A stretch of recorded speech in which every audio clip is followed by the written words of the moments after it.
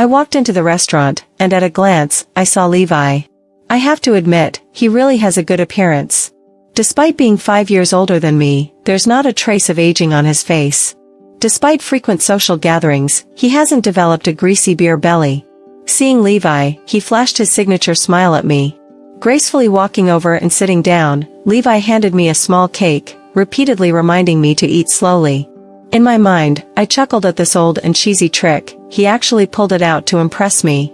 Nevertheless, I went along and started eating the small cake, only to discover a diamond ring. Levi took the ring from my hand, got down on one knee, and said affectionately, "Athena, marry me." At that moment, a woman screamed as she ran over from the other side, pouring a glass of red wine over my head. The sudden turn of events made the quiet atmosphere in the restaurant lively. Although this restaurant was pricey, the clientele consisted of the affluent.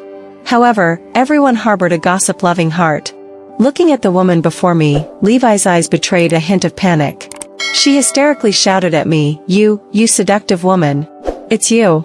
You intentionally led me here to watch him propose to you. But he only loves me. Whispers circulated around, and even the waiter handing me a towel had a complex look in his eyes. Yes, two women, fighting over a man in a high-end restaurant, a blatant display that it wasn't a drama of catching the mistress but rather a showdown between rivals.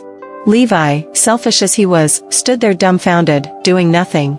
So, I took out the marriage certificate, smiled at the woman, and said, "Miss Emma, my fiancé and I have already registered, we just haven't had the wedding yet." Whispers intensified, and the woman, now called Miss Emma by me, suddenly turned pale and fainted. As she collapsed, Levi rushed over to catch her. Turning to me, he said, "Athena, I'll take Emma to the hospital first. I'll explain everything when I come back."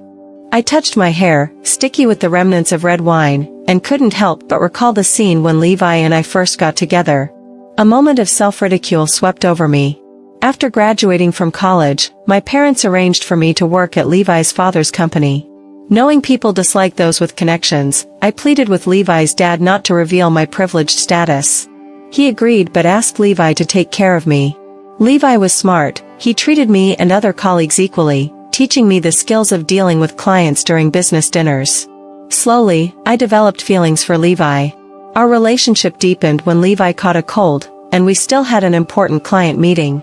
Worried about Levi's health, I bought him cold medicine. During the dinner, the client's father insisted that Levi drink, and I tried to smooth things over. However, the client's father turned his attention to me. Despite attending numerous dinners, I'm allergic to alcohol. Every time, Levi would shield me and help me fend off the drinks. This time, he couldn't protect me. So, I took the wine glass and prepared to drink it all. Suddenly, Levi stood in front of me, smiling at the client and saying, "Mr. Sue, let a man handle drinking. Why make a young lady do such a thing?"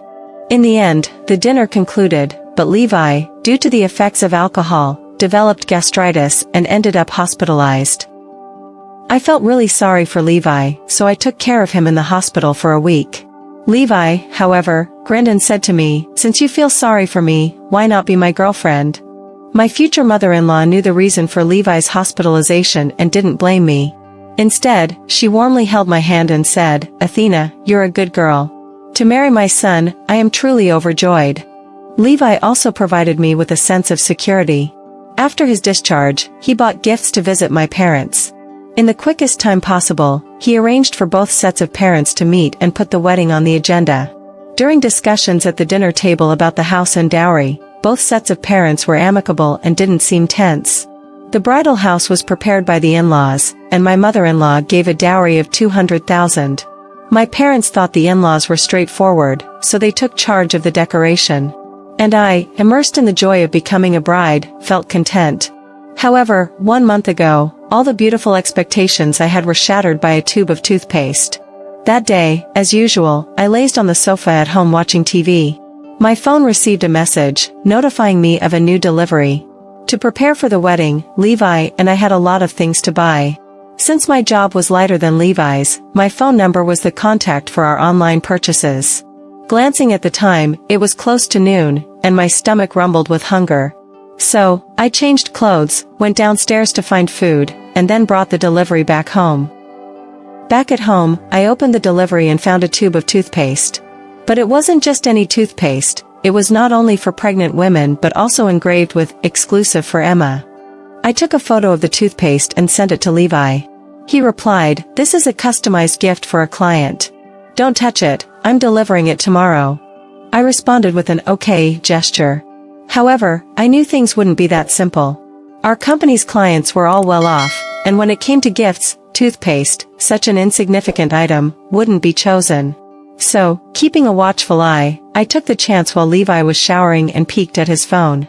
The chat history was clean, but upon opening a shopping app, I discovered that everything was being sent to a woman named Emma. While pondering who Emma might be, I encountered her at Levi's class reunion. Levi's cousin Lydia also attended the reunion. She always liked me, so she enthusiastically introduced everyone to me. When it came to Emma, she sighed and mentioned that she was from the Northwest, involved in the coal mining business, a genuine heiress. However, from Lydia's tone, I could sense that she didn't seem to like Emma. A woman's intuition told me that Emma was not simple, and her eyes on Levi seemed to be more than meets the eye. So, I tactfully engaged Levi in conversation with others, while pulling Lydia aside to gossip in a corner. But my eyes never left Levi and Emma. Sure enough, after about 15 minutes, Levi and Emma disappeared into a private room. I told Lydia I needed to use the restroom. While passing through the emergency exit, I overheard a familiar voice. Levi said, "Emma, just wait a few more days. Athena and I are already engaged. After we get married, I'll intentionally pick a fight with her, and then we'll divorce. By then, I'll be a divorced man, and my parents will agree to us being together." Emma said, "Levi, I can't wait any longer. I'm already pregnant, and my belly will start showing soon. I don't want to be carrying a child when we get married." Levi replied, "Originally, my parents didn't agree to us being together. Now that you have someone else's child, my parents will definitely disapprove. Moreover, if we insist on being together now, my parents will take back the house and car they gave me." Emma retorted, "What's there to be afraid of? I have money." Listening to the man I deeply loved and another woman scheming against me, tears instantly filled my eyes. Just when I was at a loss, Emma called me and invited me to meet at a coffee shop. She was direct, saying, "Levi and I were each other's first love." His parents, claiming to be cultured, thought my family was nouveau riche and opposed our marriage. I broke up with Levi in a fit of anger and married according to my parents' arrangement. But we didn't love each other, and the more I faced my husband, the more I missed Levi. We divorced 2 months ago. Only after the divorce did I realize I was pregnant. Levi found out, expressed his love for me, and was willing to accept the child. I remained composed, smiled at Emma, and said, "If Levi truly likes you, why did he secretly buy a ring for me and plan to propose?" Then, I gave Emma the name of a restaurant and left. Still lost in my thoughts, the restaurant manager approached me and said, "Madam, you can rest in my office for a while. If you don't mind, you can change into my clothes. Don't worry, they've just been washed." Politely declining, I walked out of the restaurant, tore the marriage certificate into pieces, and casually threw it into a roadside trash bin. Yes, the marriage certificate was fake. I just wanted to provoke Emma. Because she and Levi, for their own happiness, calculated my marriage like a melodramatic 8 o'clock TV drama. Why shouldn't I fight back? But, I had no idea what I was fighting back for. The next day, when Levi returned home, he apologized to me, claiming it was all a misunderstanding, and hoped the wedding would proceed as planned.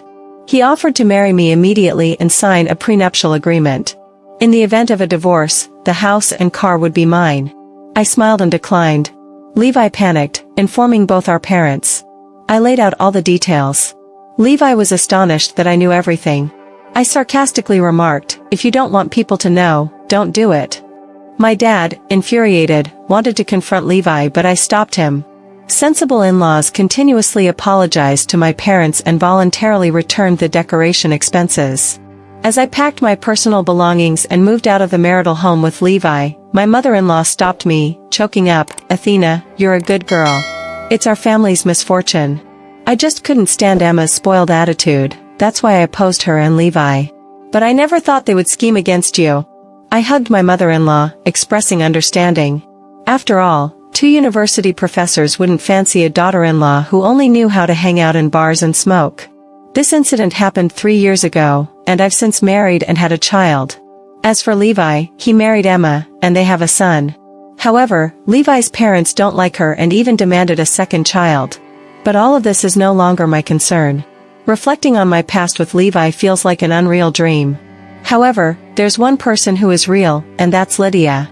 She's here now, holding my daughter and tugging at my arm, saying, "Just tell your husband to let me take care of your daughter for 2 days." At this moment, my husband is sitting on the sofa, frowning and shaking his head. I guess this is life. There's always someone chirping around, getting involved in your life, and then quarreling with your spouse.